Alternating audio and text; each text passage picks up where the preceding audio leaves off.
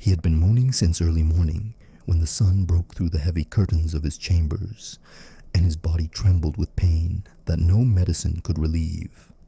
Henry III had not left his bed for several weeks, and the courtiers, taking turns, whispered about the foul odor that spread from the king's body throughout his bedroom. His face was blue with fever, his lips were cracked, and his eyes, trembling in their sockets, followed every movement of the servants and doctors. His pulse was barely perceptible, his tongue was coated with a yellow film, and his breathing was intermittent and foul-smelling. The first signs of ulcerative decay appeared on his thighs and buttocks. Crusts and cracks, saturated with blood and pus, exuded an odor that even the most hardened courtiers could not bear without vomiting. There were 3 doctors. The first checked his pulse, tongue, and complexion, and wrote in a thick book, "Pulse weak, barely perceptible, fever variable, tongue covered with a yellow coating, profuse sweating, odor sharp and foul." The second observed the urine and noted, "Urine cloudy, foamy, with bloody streaks." The third gave orders, "Bloodletting in small portions twice a day, leeches on the thighs and inner knees for 15 minutes, cauterization of the ulcers, ointments made from ground poppy root with oil, and crushed honey 3 times a day, herbal compresses on the abdomen for an hour, changed every 30 minutes. Opium was given in small doses at dawn, and poppy syrup, 2 spoonfuls at night." The courtiers whispered that Henry III had ordered his penis to be cut off in his delirium, and only a week later the rumor was confirmed. One of the servants, carrying out a secret order, entered his chambers and cut off his penis to calm his passion and ensure control over his inheritance. The king, though weakened, reacted with screams that made the entire guard shudder. His body, covered in blood and ointments, exuded a stench that could not be concealed by curtains or the scent of sandalwood. The entire court was gripped by paranoia. The old nobility and the new entourage quarreled over influence, whispering about who should be allowed to see the king, who could watch his confession, and who could not. Supporters of the hard line demanded that the execution of heretics be continued, while new advisors proposed softening the laws and allowing the heirs to show initiative. The ambassadors of Spain and England were secretly interested in the king's condition, copying their reports and recording details: who had tasted the food and wine where the seals had been replaced, who had watched the bloodletting. Daily confessions took several hours. The king, trembling and moaning, confessed his sins, asked for forgiveness, promised alms, while the priests, frightened by his body odor and aggression, quietly wrote down his words and obediently repeated prayers. At night, when the doors to his chambers were closed, he heard the whispers of his servants. "The king will not recover. He is almost dead. How long will this torment continue?" His physical deterioration worsened. New ulcers appeared on his stomach and chest, and festering cracks appeared on his thighs. Traces of urine on the felt, scabs on his heels, bloodstains on his underwear. Everything was recorded by his closest servants, and the guards on duty made sure that no one approached the bed without permission. Henry III saw and heard everything, but weakened, he could only occasionally give orders, demand information about political affairs, and interfere in the drafting of his last will and testament. Those around him feared his touch. The smell of decaying flesh, his severed penis, and festering sores made contact with the king impossible. Doctors recorded every hour. His pulse was barely perceptible. His temperature was elevated. His breathing was intermittent. His tongue was coated. He was sweating profusely, and his body odor was intensifying. Despite this, he continued to wield power, demanding reports, threatening execution for those who disobeyed, and insisting on the signing of documents. The Chronicles noted, "The king is alive, but his body is decaying, and his mind is weakening. Every day brings new torments. Servants and doctors are afraid to approach him, and the court is plunged into fear and chaos. Reports from servants recorded who gave him medicine, who changed his clothes, and who monitored his bloodletting. Confessors noted his constant vacillation between remorse and rage, pleas for forgiveness, and orders for new executions. With each passing day, his physical and moral degradation increased, intensifying political intrigues. The old families feared the heirs, the new entourage sought ways to control him, and the ambassadors tried to use the king's weakness for their own ends. King Henry III, barely conscious, could no longer distinguish friends from enemies, but continued to rule the state from his bed, despite the terrible smell, pain, and continuous decomposition of his body. The pain became unbearable. The bloody sores on his thighs and buttocks grew larger, oozing pus that formed drops that left marks on the sheets. Henry III lay almost motionless, his body shaking with fever and pain. His breathing was labored, and the smell of decay penetrated through the closed doors into the palace corridors. His pulse was weak, barely perceptible. His tongue was covered with a thick layer of yellowish-green coating. His eyes wandered blindly around the room, catching the movements of servants and doctors, who now could not come closer than a few steps, fearing infection and the stench. The doctors continued their procedures. Bloodletting in the mornings and evenings, leeches on the inner surface of the knees and hands for 15 minutes, cauterization of ulcers, ointments made from poppy root with honey and oil, herbal compresses on the abdomen and chest, changed every 30 minutes. Opium-based medicines were administered 3 times a day, and poppy syrup was given 2 spoonfuls at night. Each medication was recorded in a journal with the time, dose, and observations of the king's reaction. The pulse is barely perceptible, the fever is variable, the tongue is coated, breathing is intermittent, sweating is profuse, and the odor is intensifying, wrote the doctors, fearing for their own lives. Servants increasingly whispered that Henry III had ordered his penis to be cut off in a delirium, and then, on the orders of secret advisors, his penis was cut off.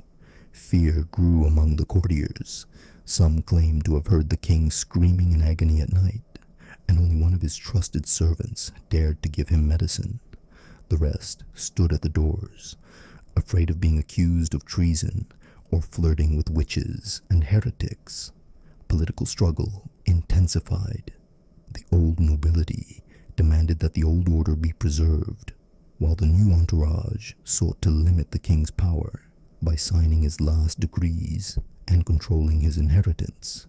The ambassadors of Spain and England were secretly interested in Henry III's condition, recording every event, who tasted his food and wine, who watched the bloodletting and applied leeches. Correspondence with them was kept secret, and the palaces were flooded with rumors of impending changes in power. Despite his exhaustion, the king continued to give orders. His voice, though weak, commanded that the guards be changed, that food records be checked, and that medicines and procedures be strictly monitored. The guards were afraid to touch his decomposing body, whose smell was enough to make them faint. New ulcers appeared on his skin. Pus and blood clots gathered in the folds of his abdomen and on the inside of his thighs. Traces of urine on the felt and scabs on his heels complicated daily care. Confessors noted his constant vacillation between fear of God's judgment and rage. The king asked forgiveness for his sins and promised alms, but at the same time ordered new executions and demanded the death of heretics and traitors. His servants noted that he was still able to give orders, keep track of political affairs, and dictate the terms of his will. Although his delirium was getting worse, and rumors and intrigue were spreading throughout his chambers, the servants' diaries recorded every moment: who gave him medicine, who changed his clothes, who monitored his bloodletting. The servants whispered that the king could see and hear everything, but was unable to move. Felt pads were changed every few hours, but the smell of decay permeated the corridors, causing revulsion among the courtiers. Every day, the feeling of horror grew. The king was slowly rotting away. but power remained in his hands. The Chronicles noted, "The king is alive, but his body is decaying. The servants are afraid, and the court is plunged into fear. Confessors record his confessions, doctors observe him every hour, and courtiers try not to incur his wrath. The country is in a state of paranoia. Heirs watch for signs of weakness. Old families fear losing their influence, and new advisors seek ways to control the situation. Despite his suffering, the king continues to rule, but his presence increasingly frightens everyone around him. Henry III sank deeper and deeper into agony, but his body still resisted death. Ulcers spread across his stomach and inner thighs. Pus oozed out, leaving bloody traces on the sheets and felt. Traces of urine mixed with scabs on his heels. Foul-smelling secretions soaked his underwear, and the smell of decay spread throughout the rooms. The doctors recorded, "The pulse is barely perceptible, breathing is intermittent, fever is variable, the tongue is coated, sweating is profuse, and the smell is intensifying." Opium and poppy syrup were administered strictly according to schedule. Bloodletting and leeches were repeated twice a day. Compresses were kept on for an hour, changing every 30 minutes, but there was minimal relief. The king talked to himself in his delirium, hearing whispers that no one uttered. He repeated his orders, sometimes touching the bandages, ointments, and herbal compresses, but often lost control of his body. The body, deprived of its penis by secret order, became a source of additional shame and pain. Servants and guards stood at a distance, afraid to touch him, and the smell of rotting flesh caused many to lose consciousness. Henry III sometimes grabbed the nearest person by the shoulder or clothing, uttering a hoarse command, but more often he trembled helplessly on the bed. Political intrigues intensified. The old nobility tried to take advantage of the king's weakness to hasten the change of power, while the new entourage controlled the will and documentation. The ambassadors of Spain and England secretly watched who was allowed to see the king, who checked his food and wine, and where the seals were replaced. Every action was recorded in reports, and rumors of impending changes spread throughout the palace. Confessors noted that the king, in his agony, continued to confess, ask for forgiveness, and promise alms, but at the same time ordered the execution of heretics and traitors. His delirium was filled with fear of God's judgment, but also with a rage that frightened everyone around him. Servants recorded every moment, who gave him medicine, who changed his clothes, who watched the bloodletting. Gradually, the king became dangerous not only to himself, but also to those around him. They saw his suffering and knew that every order could be the last for the disobedient. The physical decay intensified. New ulcers appeared on his chest and arms. Purulent scabs and bloody cracks spread. The mucous membranes became inflamed, and the body emitted an odor that could not be concealed by any perfumes or fragrant oils. Even the most loyal servants and guards began to avoid direct contact, only occasionally bringing compresses and medicines on long spoons or sticks. The Chronicles recorded that the king still held power despite the deterioration of his body and the decomposition of his penis. The courtiers feared touching him, afraid of angering the king, but at the same time tried to forge a false will and influence the heirs. Servants whispered that Henry III was delirious and accusing everyone around him of treason, but his power remained intact. Every day was a test. Physical suffering and hallucinations intensified, and political intrigues heated the atmosphere in the palace. Whispers and reports from the guards noted, "The king can barely move. The smell of decay is getting stronger. New sores are covering his chest and stomach. His penis has been removed, and his body is oozing pus and blood. He is still able to give orders, but is losing control of his body." Doctors continued to monitor his pulse, breathing, tongue, and urine, but there was little relief. The courtiers watched in horror as Henry III slowly rotted away, yet retained his ability to rule the state. Old families and new advisors sought ways to control him, While ambassadors sought opportunities to manipulate power, servants were afraid to touch his body. The smell of decay became unbearable, but the king continued to command and observe everything that was happening in his chambers. Henry III had almost lost his sight. A whitish film covered his eyes, leaving only vague outlines of servants and furniture. Rumors, whispers, and reports reached him, but he increasingly confused names and events. The ulcers on his stomach, thighs, and chest grew larger. Pus oozed from the folds, and blood mixed with ointments and urine. His penis had been completely removed, and his body exuded a stench that even felt pads and herbal compresses could not absorb. Every step the servants took caused him to tremble. The king could sense their presence, but could not see them, only guessing their movements by sound and smell. Physical exhaustion was accompanied by mental breakdown. Henry III often repeated the same orders, asking for bloodletting, demanding a change of ointments and compresses, but often forgetting which procedures had already been performed. His body, deprived of its penis, covered with ulcers and pus, became a source of fear and disgust for the courtiers. Servants tried to approach him with caution, bringing him medicine on long spoons and making sure that the king did not smell the rot directly. Political struggle reached its peak. The old nobility tried to replace the records of the will, while the new entourage controlled access to the king and his letters. The ambassadors of Spain and England, who knew about the king's condition, recorded every detail: who was allowed to see the king, who checked his food, who observed the procedures, who could rewrite reports. Every hour was recorded in secret notes distributed among the closest advisors. Confessors, fearing the king's wrath and illness, noted his frequent confessions, prayers, requests for forgiveness, and, at the same time, orders for executions. In his delirium, Henry III accused everyone around him of treason, demanded reports on political activities, but forgot whom he had ordered to be executed and whom to release. His servants recorded all these events, fearing that any failure to do so would lead to their death. Ulcers and cracks spread all over his body. Pus and blood oozed out.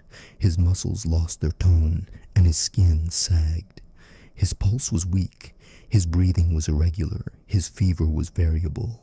His tongue was coated. He sweated profusely, and his odor intensified. Even the most steadfast doctors were afraid to approach the king, performing procedures through long spoons or sticks. Opium and poppy syrup were administered according to a schedule. Bloodletting was repeated twice a day. Compresses were changed every half hour, and ointments were applied 3 times a day. But there was little relief. Those around him began to gradually turn away. The king, barely moving, remained dangerous and unpredictable. Old families tried to strengthen the position of the heirs. New advisors sought ways to control him, and ambassadors tried to use the king's weakness for their own interests. Whispers of death and wills grew louder, while the king himself continued to command, experiencing pain, moaning, hallucinations, fear of God's judgment, and horror of his own death. The Chronicles recorded, "The king is alive, but his body is decaying. Ulcers and cracks cover his thighs and chest. His penis has been removed, and the smell of decay is growing stronger. The servants are afraid to approach him, but the king is still able to give orders." Every action was recorded: who gave him medicine, who changed his clothes, who watched over the procedures.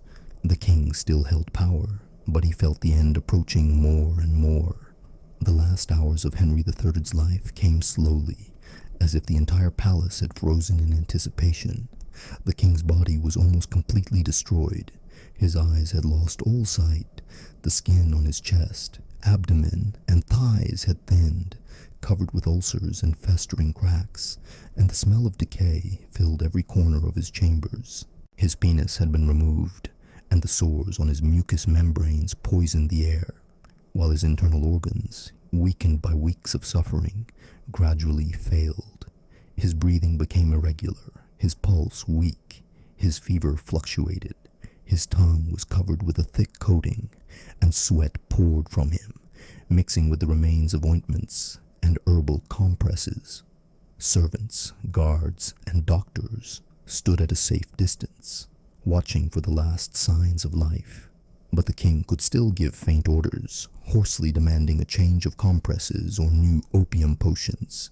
He moaned, screamed, and convulsively grabbed the sheets, while those around him hardly dared to approach. The whispers of the courtiers and reports were secretly recorded. Who gave medicine, who changed the linen, who watched the bloodletting and leeches. No one dared to touch the decomposing body, but everyone understood that the king's power still remained, even in a state of almost complete decay. Political intrigues reached their peak.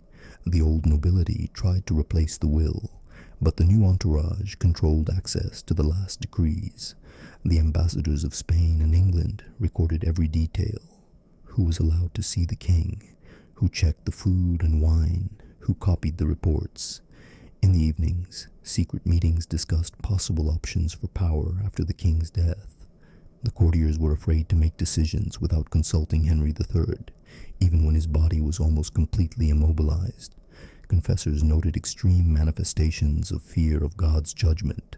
The king asked for forgiveness, promised alms, wept, and at the same time ordered the execution of heretics and traitors. His hallucinations intensified. He saw those who had betrayed him and heard whispers that were not there. His body was a source of horror. His penis had been removed. His sores were festering. Bloody discharge mixed with urine and ointments, and pus ran down his thighs and stomach. Servants, guards, and doctors were afraid to touch him, but every hour they performed procedures using long spoons and sticks.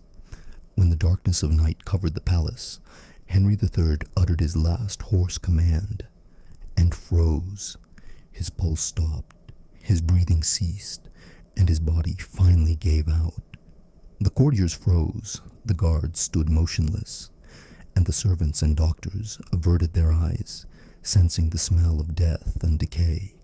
Several hours later, they began to prepare the body for removal from the chambers, but even here the difficulties were great. Pus and ulcers made the process difficult. The felt pads were soaked, and the clothes and sheets were destroyed. The death of Henry III sparked chaos. The old nobility rushed to secure the power of the heirs, while the new entourage tried to take advantage of the substitution of the will. Ambassadors of foreign powers recorded the events, trying to use the king's weakness and death for their own interests. The people, priests, and courtiers felt the contrast between the former greatness and the humiliating end. The great king who had ruled the country with an iron fist now lay disfigured, decomposing, deprived of his penis, inspiring horror and disgust at the same time. Later Chronicles wrote, King Henry III of France died in agony, his body covered with sores and pus, his penis removed. Power passed to his heirs, but the court was plunged into intrigue, and foreign embassies took advantage of the moment. The people saw how greatness was replaced by horror, how fear of God and death intertwined with the struggle for power. Medical treatises of the time later described the case as an example of extreme degradation of the body and mind during a long illness and political pressure. The death of Henry III became a symbol of the slow decay, not only of the body, but also of the moral order. Power remained in the hands of the king even in his agony, but with the end of his life, a new system based on intrigue, fear, and attempts to control his legacy was established. The smell, disease, severed penis, ulcers, and pus-filled sores remained in the memory of the courtiers, and the Chronicles forever recorded the combination of physical horror, religious fear, and political chaos that brought about changes in the government of France.